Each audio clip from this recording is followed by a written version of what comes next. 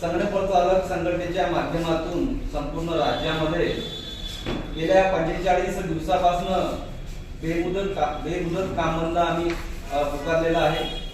हे काम बंद पुकारण्याचं कारण म्हणजे की आमची नियुक्ती 2011 साली झाली असून आता 12 वर्ष त्याला पूर्ण झालेले आहेत आणि तरी सुद्धा शासनाने आमच्या ज्या मागण्या आहेत त्या मागण्यांकडे कोणतेही लक्ष न देता हेतुपुरस्पर ते टाळल्याचं आम्हाला दिसून आलं। त्याचप्रमाणे कोणत्याही पद्धतीने त्यांनी आजवर आमच्या समस्येवर तोडगा काढलेला नाही। आम्ही गेल्या 12 वर्षापासून प्रत्येक वर्षी त्यांना आमच्या समस्येबाबत आमच्या मागणीबाबत आम्ही त्यांना अवगत करून देतो, परंतु ज्या मागण्या आमच्या ऐकल्यानंतर फक्त आम्हाला थातून मारून उत्तर देऊन फक्त आमचा आंदोलन आमचा मोर्चा किंवा आमचं उपोषण मोडकळीस काढून किंवा त्याला थांबवण्याचा प्रकार होत असतो, परंतु आमच्या ज्या मागण्या आहेत त्या मागण्या अजूनही कोणत्याही प्रकारे शासनाने पूर्ण केलेल्या नाहीत किंवा त्या मागण्यांवर कोणताही तोडगा आजपर्यंत या राज्य सरकारने काढलेला नाही। आम्ही ग्रामपंचायत कार्यालय इथे दिवस रात्र जसं एक रुग्णवाहिका 24 तास सेवा देते त्याप्रमाणे आम्हाला केव्हाही ग्रामसेवक केव्हाही सरपंच किंवा केव्हाही व्हिडिओ आम्हाला ऑर्डर देतात, आदेश देतात। त्या आदेशाप्रमाणे आम्ही कोणत्याही प्रकल्पाचे शासनाच्या राज्य शासनाचा असो किंवा केंद्र शासनाचा असो आम्ही कोणताही प्रकल्प असो त्या प्रकल्पामध्ये इमाने इतबारे जबाबदारीने काम करतो आणि ग्रामपंचायत स्तरावरील पूर्ण ऑनलाईन तथा ऑफलाईन जे काम पूर्ण आम्ही करतो। त्याचप्रमाणे ज्या महत्त्वाच्या सेवा शासनामार्फत आपल्या दिल्या जातात त्या सेवा आम्ही पूर्ण ग्रामपंचायतच्या माध्यमातून देत असतो आणि यामुळे सतत 3 वर्ष ग्रामविकास विभाग महाराष्ट्र शासन याला प्रथम पारितोषिक मिळालेलं आहे आणि पारितोषिक मिळालेलं आहे। सत्कार झालेला आहे महाराष्ट्र शासनाचा, डिजिटल महाराष्ट्र म्हणून नावलौकिक झालेला आहे। तरी सुद्धा डिजिटल महाराष्ट्र करणाऱ्या या संगणक प्रचारकांकडे या महाराष्ट्र शासनाचं दुर्लक्ष आहे। या ज्या प्रकल्पामध्ये आम्ही काम करत आहोत त्या प्रकल्पाचं नाव आहे आपले सरकार सेवा केंद्र आणि त्याचा केंद्र चालक म्हणून आम्ही काम करतो, परंतु प्रत्यक्षात जर पाहिलं तर 2011 साली आमची नियुक्ती डाटा एंट्री ऑपरेटर म्हणून झाली होती। त्यानंतर 2016 मध्ये त्या प्रकल्पाचं नाव आपले सरकार सेवा केंद्र करून आम्हाला एक व्हीएलई विलेज लेवल एंटरप्रेन्योर गाव पातळीवरून उद्योजक म्हणून पोस्ट देण्यात आली, परंतु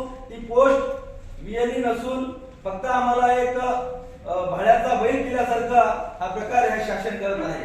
परंतु आम्ही सांगू इच्छितो की आमची मागणी गेल्या 12 वर्षापासून असून आमचं जे काम आहे डिजिटल महाराष्ट्र डिजिटल इंडिया घडवण्यासाठी महत्त्वपूर्ण आहे, कारण आज आपण पाहतो कोणतंही काम असेल तरी ऑनलाईन शिवाय होऊ शकत नाही। प्रत्येक काम आज ऑनलाईन झालेलं आहे आणि ते ऑनलाईन काम आम्ही गाव पातळीवर करत असतो। त्याचप्रमाणे आम्ही गावापासून तर म्हणजे गल्लीपासून दिल्लीपर्यंतचा कारभार हा जुळवून आणणारा व करणारा हा संगणक प्रचारक आहे आणि या संगणक प्रचारकाला आज दुर्लक्षित करून डोळेझाक करून आज आमच्यावर अन्याय होत आहे। या अन्यायामुळे आमच्या संगणक प्रचारकांनी आता 5 संगणक प्रचारक आहे झालेले आहेत, त्यांनी यांच्या या चुकीच्या धोरणाला कंटाळून आत्महत्या केलेली आहे। आत्महत्या का? तर आम्हाला जे तटपुंज मानधन दिलं जातं 6,930 रुपये, या मानधनामध्ये खरंच आमचा उदरनिर्वाह होतो काय?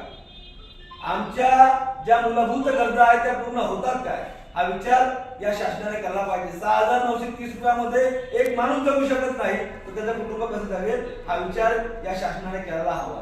आणि ग्रामपंचायत कडून आमच्या नावाने आमचं मानधन हे 12,500 रुपये घेतलं जातं, परंतु आम्हाला प्रत्यक्षामध्ये 6,930 रुपये दिले जातात। मग कितपत योग्य आहे हा विचार या शासनाने करायला पाहिजे। शासन या कंपन्यांना का मधामध्ये घालतो मला हे समजत नाही। जेव्हा की आमचा संबंध शासनाशी डायरेक्ट आहे तर शासन आमच्या या कामामध्ये कंपनीला का मध्ये घालतोय?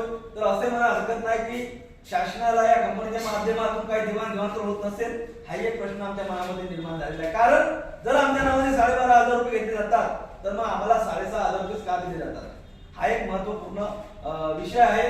त्याचप्रमाणे कोरोना काळामध्ये आम्ही जीवाचं रान करून कोरोना योद्धा म्हणून काम केलं आहे। कंटिन्यू 1 वर्ष आम्ही ज्या वेळेस बाप पोराजवळ जात नव्हता, पोरगा बापाजवळ जात नव्हता, किती घट्ट नातं असेल तर तो दुरून नातं जपत होता आणि त्यावेळेस आम्ही या कोरोना काळामध्ये जीवाची पर्वा न करता कोरोना योद्धा म्हणून काम केलेलं आहे।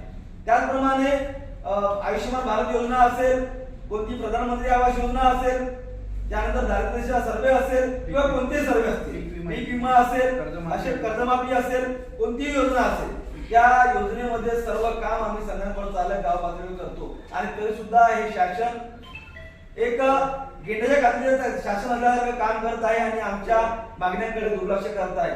त्यामुळे आम्ही गेल्या 13 नोव्हेंबर 2023 या दिवसापासून तर आज 47 दिवस झालेले आम्ही काम बंद केलेलं आहे.